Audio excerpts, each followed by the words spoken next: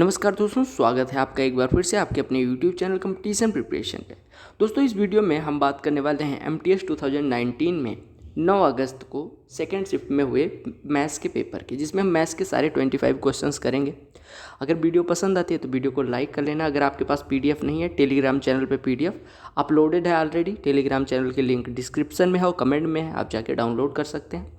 दूसरी चीज़, कोई भी अपडेट होती है मैं उधर दे देता हूँ, तो टेलीग्राम चैनल से सारे लोग जुड़ जाए। तो चलो आते हैं मैथ्स के पहले प्रश्न पे। और चैनल पे नए होना तो सब्सक्राइब कर लेना, क्योंकि बहुत यूजफुल कंटेंट चैनल पे मिलता रहता है। प्रश्न देखिएगा, कहा गया Shaurya marked an article at 40% above its cost price, he sells it after allowing a discount of 15%, the profit percentage of the article is. कहा गया कि सौर्य है जो अपने सामान को 40% बढ़ा के लिखता है और 15% का डिस्काउंट देता है, तो प्रॉफिट कितने का होगा।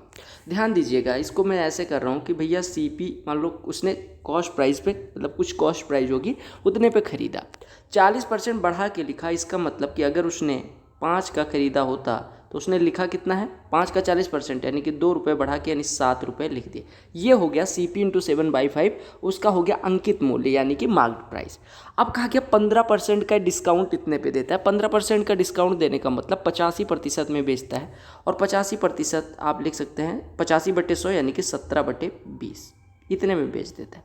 अब इसी को आपको सॉल्व करना है। तो आपको पता चल गया ये बिकी कितने में, CP × 7 × 17/5 × 20 यानी कि CP × 119/100 में। यानी कि हमारा ये सेलिंग प्राइस हो गया और ये कॉस्ट प्राइस है।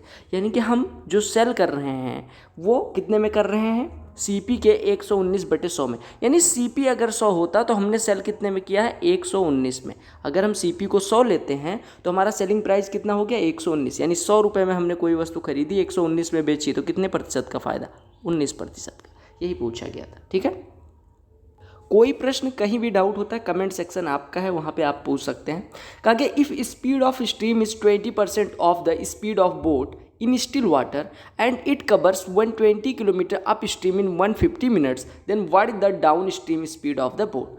कहा गया कि जो कोई नाव है जो किसी धारा में चल रही है, जो धारा की चाल है वो 20% है बोट के स्टिल वाटर में चाल की, यानी कि शांत जल में नाव की चाल की 20% है। यानी अगर हम बोट की स्पीड को 5x माने तो हमारी स्ट्रीम की स्पीड इसका 20%, यानी इसका 1/5वां हिस्सा यानी x हो गया। ठीक है, अब आपसे कहा गया कि अप स्ट्रीम वो 120 किलोमीटर 150 मिनट में जाती है। यानी अप स्ट्रीम स्पीड कितनी हो जाएगी, दूरी कितनी है 120 किलोमीटर, समय कितना लग रहा है 150 मिनट का, यानी 5/2 घंटे का।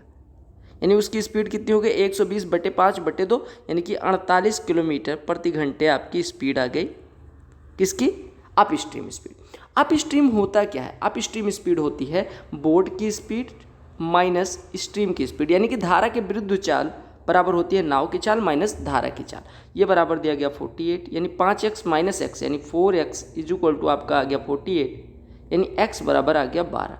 अब आपसे निकालने को क्या कहा गया, आपसे कहा गया डाउन स्ट्रीम स्पीड निकालिए। आपको पता होगा कि डाउन स्ट्रीम स्पीड बराबर होती है बोट की स्पीड प्लस स्ट्रीम की स्पीड, यानी धारा की दिशा में चाल बराबर होती है नाव की चाल प्लस धारा की चाल, यानी 5x + x यानी 6x, और x बराबर 12 तो 6x बराबर 72। चूँकि सारी चीज़ें किलोमीटर और घंटे में है तो आपका स्पीड आ जाएगी किलोमीटर प्रति घंटे।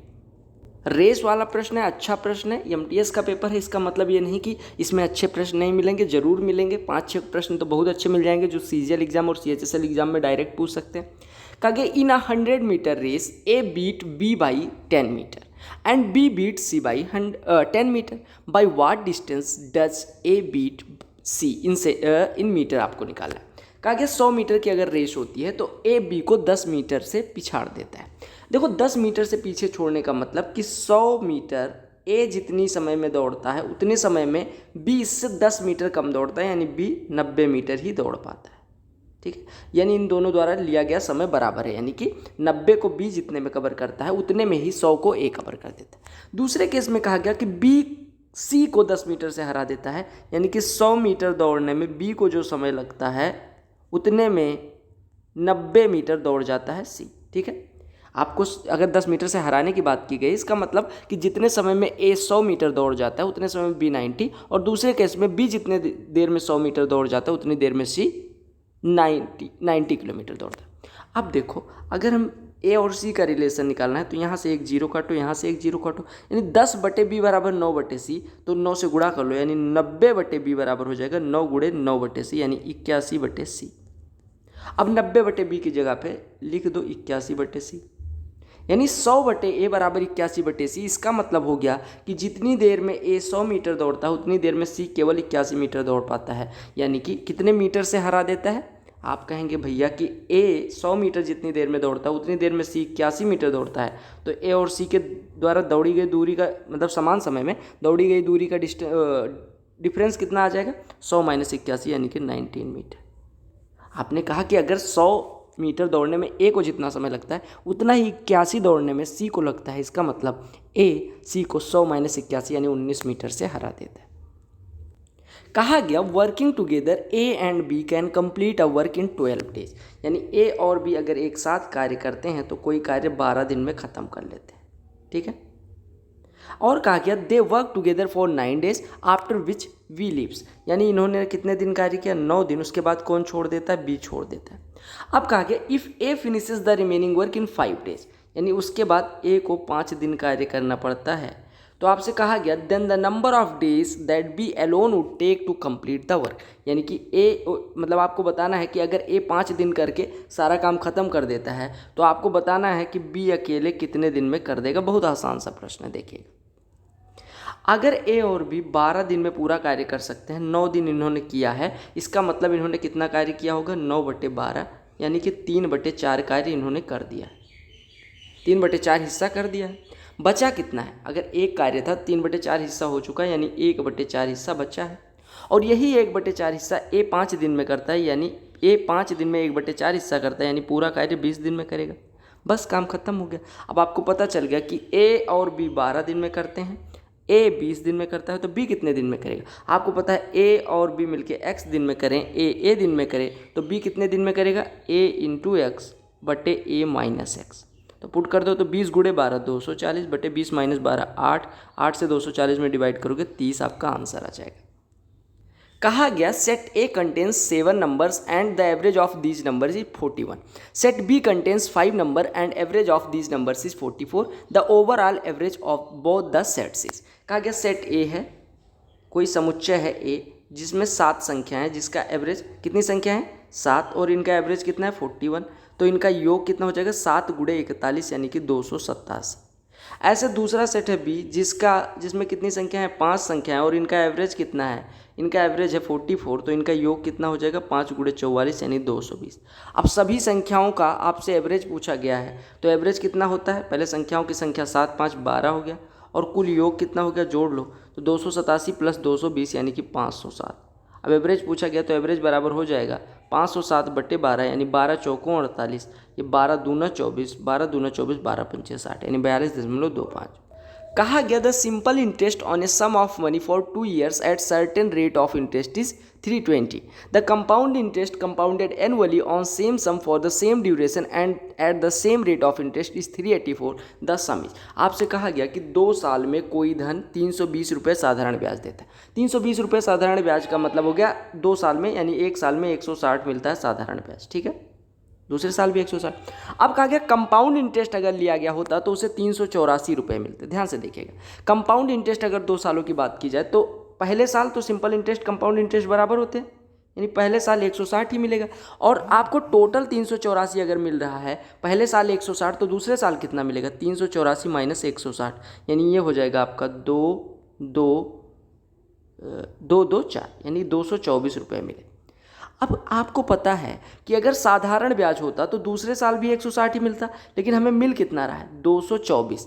अगर 224 मिल रहा है तो कितना रुपया एक्स्ट्रा मिल रहा है, 64 रुपये। और ये जो 64 रुपये मिल रहे हैं वो क्यों मिल रहे हैं, क्योंकि इस ब्याज पे भी हमने ब्याज दिया होगा, यानी जो ये पहले साल का ब्याज था इस पे भी ब्याज दिया 64 रुपये का, और हमारा 224 मिला अगले साल। देखो, आपको पता है सिंपल इंटरेस्ट होता है तो पहले साल 160 मिलता है, दूसरे साल भी 160, लेकिन कंपाउंड इंटरेस्ट है तो पहले साल का ब्याज मिला और दूसरे साल ब्याज 160, लेकिन पहले साल के ब्याज पे भी ब्याज मिला, यानी देखो पहले साल 160 मिल गया, दूसरे साल 224 क्यों मिलता है, मिलना चाहिए 160, आप कह रहे हैं कि पहले साल के ब्याज पे भी कुछ ब्याज मिला है, इस वजह से 224 हो रहा है। यानी पहले साल पे ब्याज कितना मिला, पहले साल के ब्याज पे 224 माइनस 160 यानी 64 रुपये। यानी 160 पे अगर 64 रुपये ब्याज मिल रहा है, 160 पे अगर 64 रुपये ब्याज मिल रहा है एक साल में, तो आपका रेट ऑफ इंटरेस्ट कितना हो जाएगा, 160 पे 64 यानी 40%। ये आपका रेट ऑफ इंटरेस्ट हो गया। अब 40% रेट ऑफ इंटरेस्ट है, 2 साल में 320 रुपये ब्याज देता है साधारण ब्याज। यानी 40% अगर एक साल का ब्याज है, 2 साल में 80% हो जाएगा। यानी 80% धन का ब्याज मिल रहा है जो कि 320 है। तो आपसे धन पूछा गया यानी 100% पूछा गया है जो कि 400 हो जाएगा। समझ में आया, फिर से समझिएगा। देखो अगर साधारण ब्याज होता है तो पहले साल 160 मिलता है, दूसरे साल 160, लेकिन चक्रवृद्धि ब्याज मिल रहा है तो चक्रवृद्धि ब्याज पहले साल का जो चक्रवृद्धि ब्याज होता है वो साधारण ब्याज के बराबर होता है। यानी ये भी 160 मिला। लेकिन दूसरे साल आपको पता है टोटल 384 मिला, यानी दूसरे साल 224 मिला होगा। दूसरे साल 160 से कितना ज़्यादा मिला, 64। ये क्या है, ये पहले साल के ब्याज पे ब्याज है, क्योंकि चक्रवृद्धि ब्याज में पहले साल के ब्याज पे अगले साल ब्याज मिल जाता है। यानी 160 पे 64 यानी कि रेट हो गया 40%। और इसी रेट से 2 साल का अगर सिंपल इंटरेस्ट 320 है यानी कि 80%, अगर एक साल का 40% मिल रहा है तो 2 साल में 80% मिलेगा। यानी 80% 320 है तो 100% पूछा गया जो कि 400 हो जाएगा। समझ आ गया। अगले प्रश्न पे आते हैं। अगला प्रश्न देखिएगा, कहा गया in an exam A gets 20% less than passing mark and B gets 20% more than passing mark. If the sum of marks obtained by A and B is equal to maximum marks, what is the ratio of passing marks to maximum marks. कहा गया ए को passing marks से 20% कम मिलता है। हम passing marks मान ले रहे हैं 5x है, ठीक है। इससे 20% कम यानी कि 4x इसको मिलता है। और बी को क्या मिलता है, बी को इससे 20% ज़्यादा यानी इसको मिलता है 6x। अब आपसे कहा गया if sum of marks obtained by A and B, यानी ए और बी के द्वारा प्राप्त किए गए अंकों का योग मैक्सिमम मार्क्स के बराबर है। यानी मैक्सिमम मार्क्स आपका कितना हो गया, 10x। मैक्सिमम मार्क्स कितना हो गया, 10x। तो आपसे कहा गया ratio of passing marks to maximum marks आपको निकालना है। पासिंग मार्क कितना है, 5x, मैक्सिमम मार्क्स कितना है, 10x। इसका रेशियो 5×5, 5 दूनी 10 यानी 1:2 हो जाएगा। अगला प्रश्न देखिएगा, कहा गया if 20% of the goods are sold at 50% profit, 40% of the goods at 20% loss, 20% of the goods at 5% loss and the remaining at no loss or no profit, then the overall profit percentage is। कहा गया कुछ वस्तुएं हैं जिसका 20% वस्तुएं 50% लाभ पे बेची गई हैं, 40% वस्तुएं 20% नुकसान पे बेची गई हैं और 20% वस्तुएं जो है वो 5% नुकसान पे बेची गई हैं। जो बची वस्तुएं हैं उनको ना प्रॉफिट ना लॉस यानी क्रय मूल्य पे बेच दिया गया है। तो आपसे कहा गया कि ओवरऑल प्रॉफिट या लॉस परसेंटेज क्या होगा। देखिएगा, कहा गया कि हम मान लेते हैं 100 वस्तुएं हैं, 100 वस्तुएं हैं और एक वस्तु का क्रय मूल्य हम मान लेते हैं 10 रुपये, ठीक। एक वस्तु का क्रय मूल्य 10 रुपये, यानी 100 वस्तुओं का क्रय मूल्य कितना हो जाएगा, 1000 रुपये, ठीक है। अब हमसे कहा गया कि 20% of goods are sold at 50% profit, यानी 20 वस्तुएं 50% प्रॉफिट यानी कि 5 रुपये के प्रॉफिट के साथ बेची गई हैं। यानी कि 20 वस्तुएं अगर 5 रुपये के प्रॉफिट के साथ बेची गई यानी 100 रुपये का प्रॉफिट हो गया। फिर कहा गया 40% वस्तुएं यानी कि 40 वस्तुएं 20% नुकसान पे, 20% नुकसान यानी 2 रुपये नुकसान पे बेची गई यानी 80 रुपये का नुकसान हो गया, ठीक है।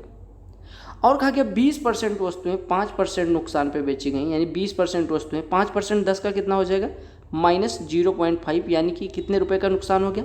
20 वस्तुएं अगर 0.5 के नुकसान पे बेची जा रही हैं यानी 10 रुपये का नुकसान इधर हो गया। और अब बची कितनी, 20, 40, 60, 20, 80 वस्तुएं हो गई। जो 20 बची उनको ना फ़ायदा ना नुकसान, यानी कि उन पर ना फ़ायदा हो रहा है ना नुकसान हो रहा है। अब आप ओवरऑल फ़ायदा नुकसान कैलकुलेट कर लो तो 100 रुपये का फ़ायदा हुआ था और 80, 10, 90 रुपये का नुकसान यानी ओवरऑल आपका 10 रुपये का फ़ायदा। अब अगर 1000 पे 10 रुपये का फ़ायदा हो रहा है तो कितने परसेंट का, 1% का फ़ायदा हो रहा है। कहा गया ये sum doubles in 7 years at simple interest in how many times या in how many years, how much time या in how many years will the sum become 5 times the original sum. कहा गया कोई धन 7 गुना हो जाता है, 7 सालों में 2 गुना हो जाता है। तो आपसे कहा गया कितने सालों में 5 गुना हो जाएगा।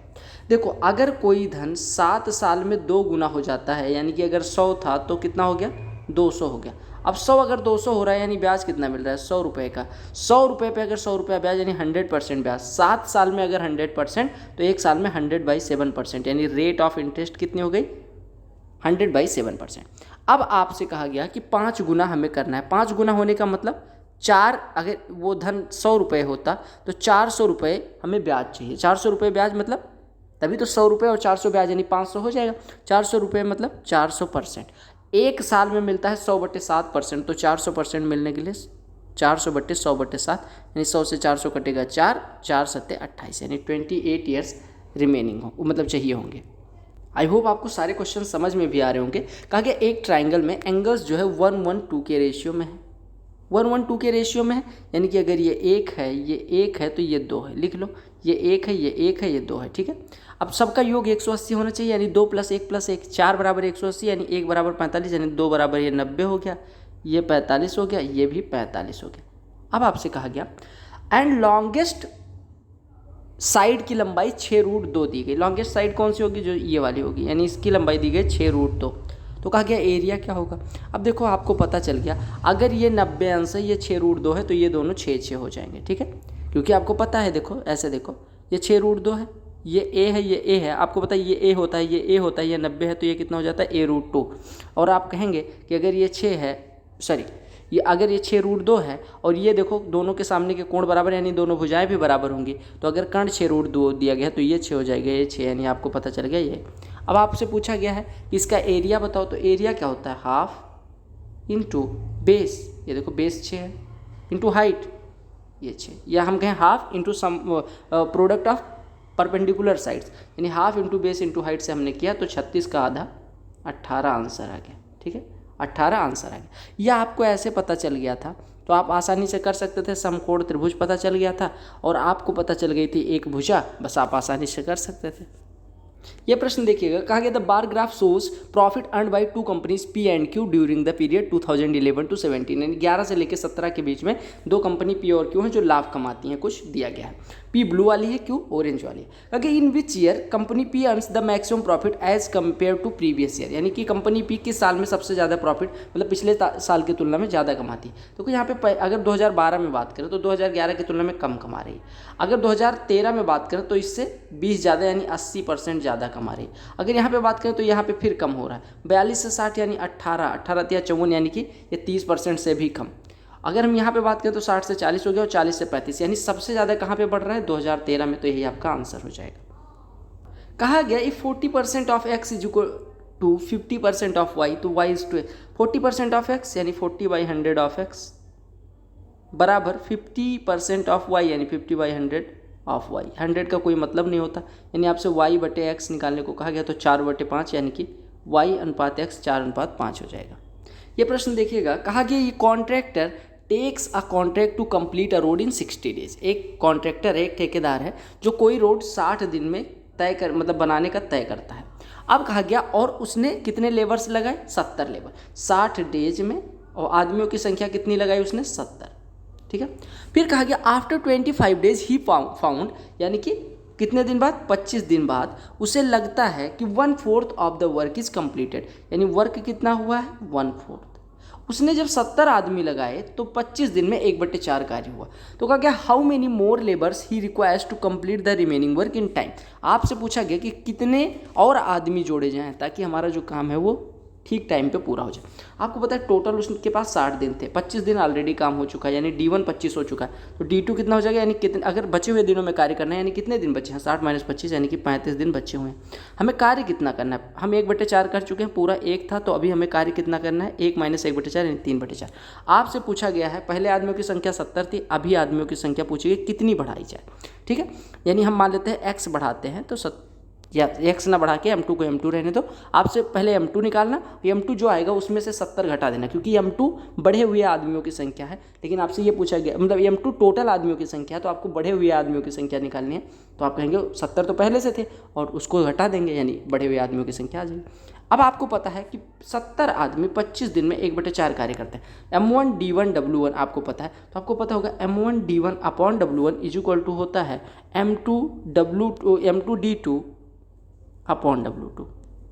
ये आपको फार्मूला पता है, वैल्यू पुट कर दो। आपको निकालना क्या है? m2, तो यहाँ से m2 बराबर हो जाएगा m1 d1 w2 divided by m1 d1 w2 divided by d2 w1 put कर दो फार्मूला, M1 कितना है 70 गुणे कितने दिन में 25 दिन में। कितना कार्य बचा हुआ है, D2 की वैल्यू पूछी गई 3/4 बटे D2 कितना है 35, यानी कितने दिन बचे हो 35 गुणे W1 कितना है 1/4, तो 4 तो कट गया।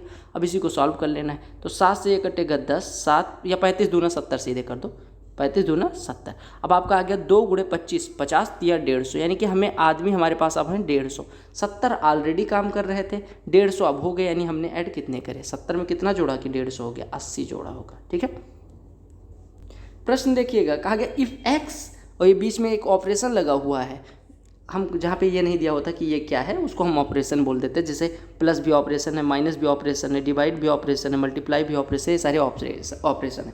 कहा गया x operation y denotes HCF of x and y and x at the rate y denotes LCM of x and y, then आपको इसकी वैल्यू फाइंड करनी। देखिएगा, आपको पता है अगर यहाँ पे x और y के बीच में ये साइन लगा है तो इसका HCF हो जाता है, यानी 72 और 84 के बीच में ये साइन लगा है तो इसका HCF कितना हो जाएगा 12, क्योंकि 12 से 72 भी कट रहा है, 12 से 84 भी कट रहा है, और 12 सबसे बड़ी संख्या जो इन देखो कैसे निकला। आप 72 को 12 गुणे 6 लिख सकते हैं, 84 को 12 गुणे 7, तो इसका कॉमन कौन सा आ रहा है 12 केवल आ रहा है, तो HCF तो हो गया 12।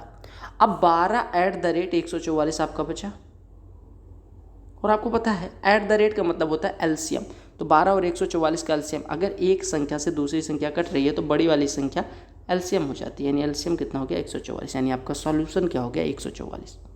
कहा गया the marks of 9 students in ascending order, यानी बढ़ते क्रम में 9 स्टूडेंट्स के मार्क्स जो है वो दिए गए हैं, मीडियन अगर 34 है तो के की वैल्यू निकालें। ध्यान से देखिएगा, मीडियन बराबर होता है n+1/2 टर्म का, जब n की संख्या ऑड हो, तो यहाँ पे n बराबर कितना है 9, जो कि ऑड है क्योंकि पदों की संख्या 9 स्टूडेंट दिए गए तो 9 डाटा होगा। 9 + 1 10/2, यानी फिफ्थ टर्म कौन सा है 1 2 3 4 5, यानी k+5 हमारा मीडियन हो गया, और k+5 कितना दिया गया है 34, यानी k की वैल्यू कितनी हो जाएगी 34 - 5 यानी कि 29।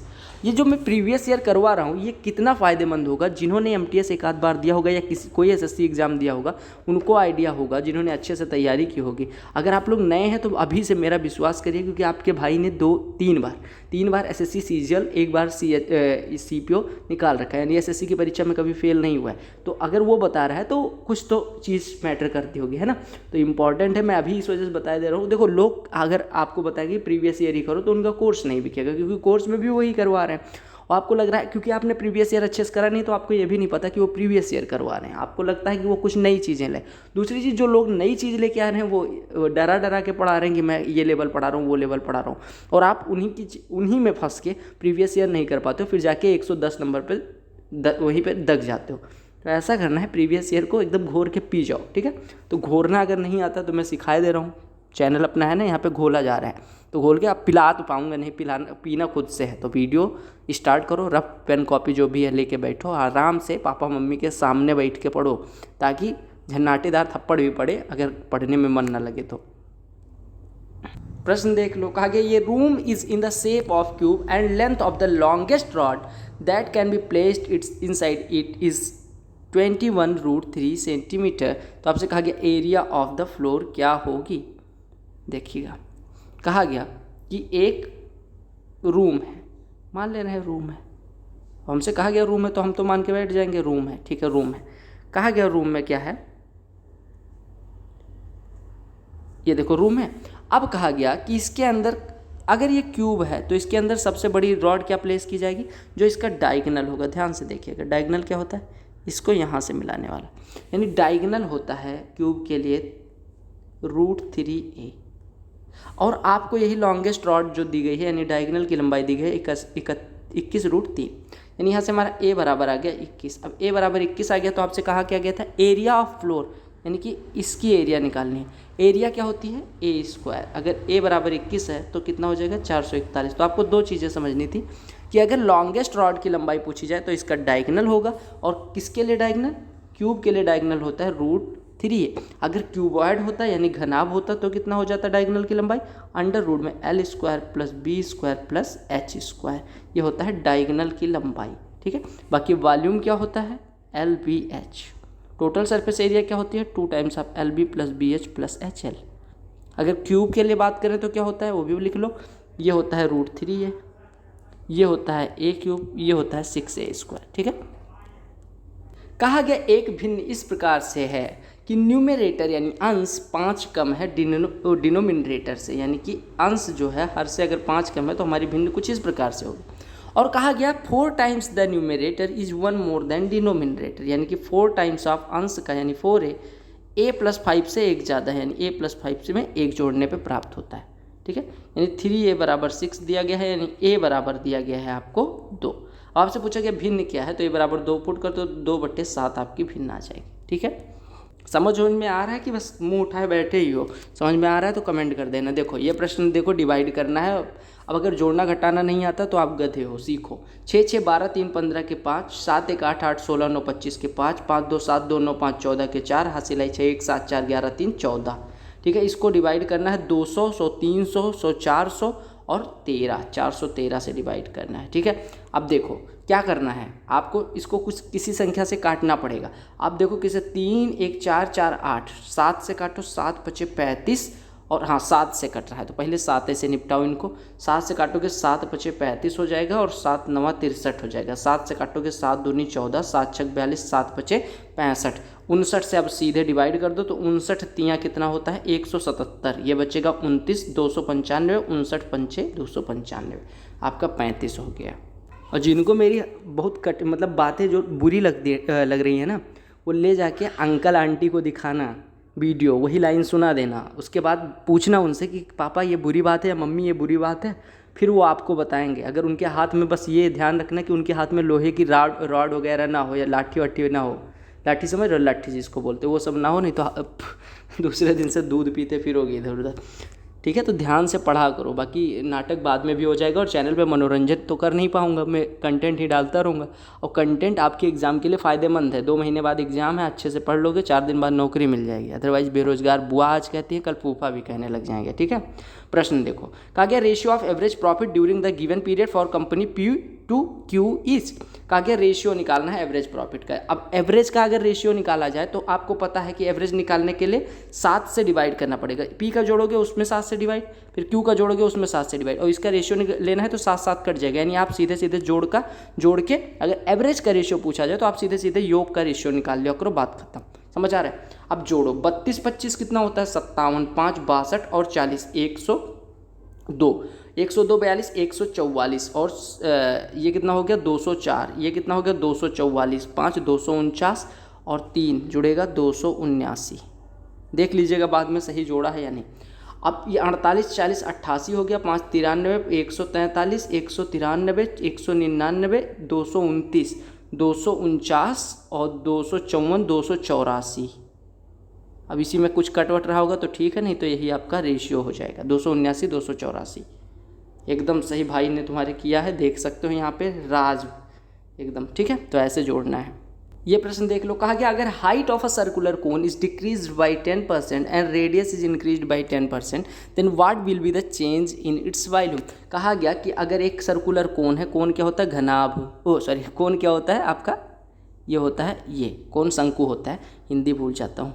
ये देखो इसकी ये होती है रेडियस, ये होती है हाइट, ये होती है स्लैंट हाइट। अगर इसके वॉल्यूम की बात करें तो ये होता है, लिख लो कहीं पे, 1/3 πr²h। अगर कर्व्ड सरफेस एरिया की बात करें तो πrl होता है, और अगर टोटल सरफेस एरिया की बात करें तो πr × l+r होता है। ये चीज़ें दिमाग में बिठा लो, ठीक है, नहीं तो कुंद दिमाग में बस खाली चैट के सिवा और फ़ोन पे बात करने के सिवा रात के 3 बजे तक उसके सिवा कुछ है नहीं दिमाग में। तो L बराबर क्या होता है √ में r² + h²। अब आपसे कहा क्या गया है, ये पहले चारों चीज़ें स्क्रीनशॉट लेके अभी नोट्स में लिखो तड़ाक से, और आपके दिमाग में होनी चाहिए volume, curved surface area, total surface area और आपका स्लैंट हाइट। ठीक है। अब देखो कहा गया कि जो हाइट है वो 10% घटा दी गई। पहले हाइट मान लो कि कितनी थी 10 थी, अभी हाइट कितनी कर दी गई 10% घटा के 9। कहा गया रेडियस 10% बढ़ा दी गई। रेडियस पहले मान लो कितनी थी 10, अभी मान लो कितनी हो गई है 10 से 10% बढ़ाई गई है यानी 11। अब वॉल्यूम की बात की गई है, आपको पता है 1/3 पाई तो दोनों में कांस्टेंट रहेगा तो उसका कोई इफेक्ट पड़ेगा नहीं। आपको पता है वॉल्यूम क्या होता है r²h यानी 10 का स्क्वायर × 10 यानी 1000 पहले था वॉल्यूम, और अभी कितना हो जाएगा r² 121 × 9, 121 × 9 कितना हो जाएगा 12 9 108, ये 1089 हो जाएगा। अब आपको पता चल गया 1000 पहले था अभी 1089 हो गया, तो कितना बढ़ा 89 कितना परसेंट हो जाएगा 8.9%। क्या हुआ है, बढ़ा है, इंक्रीजेज बाई 8.9%। सबसे आसान मेथड बताइए, सक्सेसिव वाली मेथड के लिए आपको सक्सेसिव पढ़ना पड़ेगा, और अगर नहीं पढ़ते हो तो भी मैं अगली वीडियो में करवा दूंगा, टेंशन ना लो। बाकी लाइक वाइक कर दिया करो, उसमें कोताही नहीं होनी चाहिए, ठीक है। कहा गया एवरेज ऑफ 11 नंबर्स इज 32, 11 संख्याओं का औसत 32 हो गया। फर्स्ट 6 का 26 है, लास्ट 6 का 36 है। आपसे छठवीं संख्या पूछी गई। देखो अगर 11 संख्याएं दी गई हैं तो मैं आपको ऐसे समझाने के लिए अब आगे नहीं समझाऊंगा, ये ध्यान से देख लेना। 11 संख्याएं दी गई, 1 2 3 4 5 6 हो गया, 7 8 9 10 11 गिन लो, 3 3 6 3 9 2 11। अब अगर मैं शुरू की 6 संख्याओं की बात कर रहा हूँ तो आप देखेंगे ये संख्याएं हो गई, ठीक है। अगर लास्ट की 6 संख्या तो 5 यहाँ पे है, ये छठवीं संख्या जो है वो इसमें भी आ जाएगी। देखो छठवीं संख्या, ये लोगे 6 संख्या लास्ट की, तो यानी अगर हम पहली 6 और लास्ट 6 का योग करें तो 11 संख्याओं का योग आ रहा है, लेकिन छठवीं संख्या 2 बार आ जा रही है। यानी कि अगर हम पहली के 6 का योग करें और दूसरी के दूसरी 6 का योग करें तो ये जो छठवीं संख्या है वो एक बार तो इसमें कैलकुलेट हो गई, एक बार इसमें, यानी कि ये 11 संख्याओं के योग से कितना ज़्यादा है, छठवीं संख्या एक बार ज़्यादा है। यानी मेरे कहने का क्या है कि 11 संख्याओं का अगर एवरेज 32 है तो उनका योग कितना हो जाएगा, 352। क्यों, 11 गुणे 32 352 होता है, ठीक है। पहली 6 का योग कितना है, 26, तो इनका योग हो जाएगा 156। और अंतिम 6 का योग अगर 36 है तो इनका योग हो जाएगा 216। अब पहली 6 और अंतिम 6 को अगर जोड़ोगे तो ये 11 संख्याओं का योग तो मिलेगा ही मिलेगा, और प्लस 6 संख्या और मिल जाएगी, यानी सम ऑफ 11 नंबर्स प्लस 6 नंबर, ये इसके बराबर हो जाएगा। अभी मैंने समझा दिया क्यों। अब जोड़ो तो 156 और 212 372 हो गया, 372 बराबर हो गया 352 प्लस छठवीं संख्या, ठीक है। यानी छठवीं संख्या हो गई 372 माइनस 352 यानी कि 20। छठवीं संख्या कितनी हो गई, 20। अगर पढ़ोगे लिखोगे नहीं तो समझ रहे हो, मिडिल क्लास फैमिली से हो, ये प्रश्न एकदम तुम पे सटीक बैठेगा। 4 लोग काम करोगे 150 रुपये पाओगे, समझ आ रहा है। तो 150 अभी हो सकता है 500 पा जाओ, लेकिन हिस्सा तुम्हारा 150 से ज़्यादा का किसी दिन नहीं बचेगा। तो ध्यान रखना, पढ़ लिख लो, अभी पढ़ने की उम्र है। कहा गया अमर भवन चेतन और दिनेश, हमें मतलब नहीं है कौन है, ABCD सबके नाम में है तो ABCD लिख लो। कहा गया इनके पास कुल मिला के 150 रुपये हैं। कहा गया Amar has 1/4 of the total amount. Aman के पास, अच्छा ये ध्यान से देखना, Amar has 1/4 of the total amount with the others, समझ रहे हो। यानी यहाँ पे प्रश्न में यहाँ पे ट्रिक है कि अमन के पास 1/4 रुपया है विद द अदर्स, यानी कि BCD के पास जो है विद द अदर्स, सबके पास नहीं, बाकी एक को छोड़ के बाकी जितने लोग हैं उनका 1/4 पैसा। यानी अगर मैं मान लूँ BCD के पास 4 रुपये हैं तो A के पास 1 रुपया है। अब अगर चारों के रुपये का योग करें तो BCD के पास तो 4 रुपया है, देखो BCD के पास 4 रुपये और A के पास 1 रुपया, मिलके कितना हो जाएगा 5, यही 5 बराबर दिया गया 150, यानी 1 बराबर 30 हो गया। तो आपसे कहा गया अमर के पास पैसा कितना है, तो अमर का 1 रुपया आया था जो कि 30 रुपये के बराबर है। समझ आ गया। तो प्रश्न में ट्रिक कहीं भी हो सकती है, SSC है जनाब। प्रश्न देखो, कहा गया 45x बराबर इतना, तो आपको x की वैल्यू निकालनी है। 45x लिख दो बराबर 25% निकालें, यानी 25/100 गुणे 900, 25% होता है 1/4, यानी कि ये 225। 45x बराबर 225, x बराबर 5। पहाड़ा अगर नहीं आता सीख लो।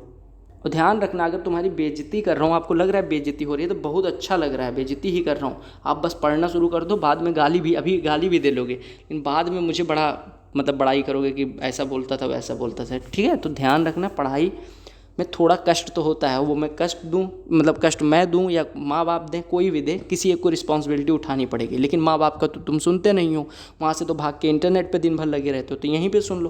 कहा, और एक चीज़ ध्यान रखना, कभी फ़ोन बोलने नहीं आएगा कि मुझे ना चलाओ, क्योंकि उसे तो भविष्य नाश करना है ना, आप उसकी बैटरी नाश कर रहे हो, आपका भविष्य नाश करेगा, ठीक है। तो समझ आ गया होगा।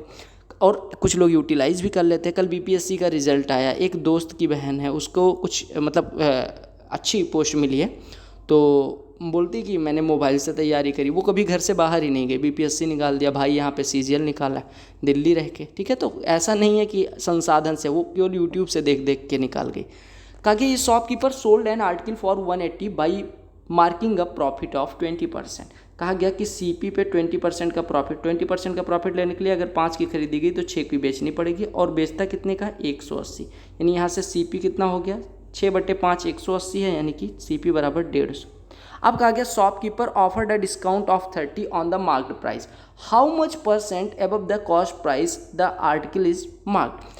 कहा गया जब पहले देखो ऐसे कहा गया 180 में बेच के उसे 20% का फायदा होता है, यहाँ से हमने निकाल लिया CP। आगे जब वो 180 में बेचता है तो वो 30 रुपये का डिस्काउंट देता है मार्केट प्राइस पे, यानी मार्केट प्राइस से 30 रुपया कम है 180, यानी मार्केट प्राइस कितना है 210। तो आपसे यही पूछा गया कि जो मार्केट प्राइस है वो कॉस्ट प्राइस से कितना ऊपर लिखा गया है। आपको पता है 150 से 210 कितना ज़्यादा है 60, 150 का कितना परसेंट है 40, यानी 40% बढ़ा के लिखा गया। बातें बुरी लगें बहुत ज़्यादा इंपॉर्टेंट है, अगर नहीं लग रही तो लगनी चाहिए। कहा कि in which year the profit of two companies taken together is maximum. प्रश्न समझ आ रहा है, हिंदी में लिखा हुआ, अंग्रेजी में कि किस साल मैक्सिमम, मैक्सिमम मतलब किस साल में मैक्सिमम, यहाँ पे दिखा गया इन विच ईयर, मतलब आपको मैक्सिमम निकालना है। 32, 48, 80 हो गया, यहाँ पे 25, 45, 65 तो ये तो होगा नहीं, 45, 50, 55, 100 ये हो गया, 92 यहाँ पे हो रहा है, यानी ये दोनों खत्म हो गए। ये 96 हो रहा है, ये भी खत्म, 60 ये भी नहीं, ये भी 70, यानी सबसे ज़्यादा कहाँ पे हो रहा है 2013 में, ही आपका आंसर हो जाएगा। ठीक है। और एक चीज़ का विशेष ध्यान रखना भाई, जितनी भी वीडियोज़, यानी कि मैं जितनी भी वीडियोज़ अपलोड कर रहा हूँ भाई, इस वजह से बोलता हूँ कि तुम लोगों का मैं भाई हूँ। ठीक है।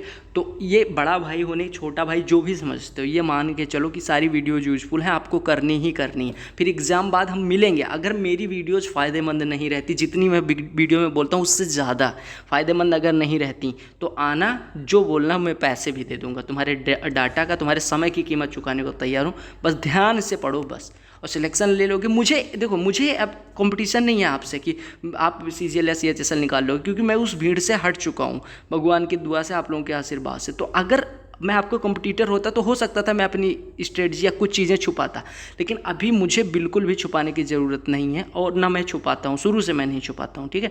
तो आप लोग उस पर वर्क करिए, अच्छे से वर्क करिए, ज़रूर सक्सेस होंगे, क्योंकि हार्ड वर्क जो होता है ना वो आज नहीं तो कल, लेकिन सक्सेस ज़रूर दिलाएगा।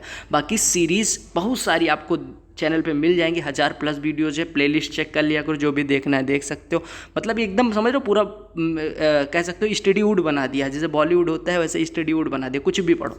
चलो ठीक है, मिलते हैं बहुत जल्द अगली वीडियो में। बाकी मेंस की सीरीज चल ही रही है, और यहाँ पे जो वीडियो दिख रही है आपके काम की हैं, देख लो तब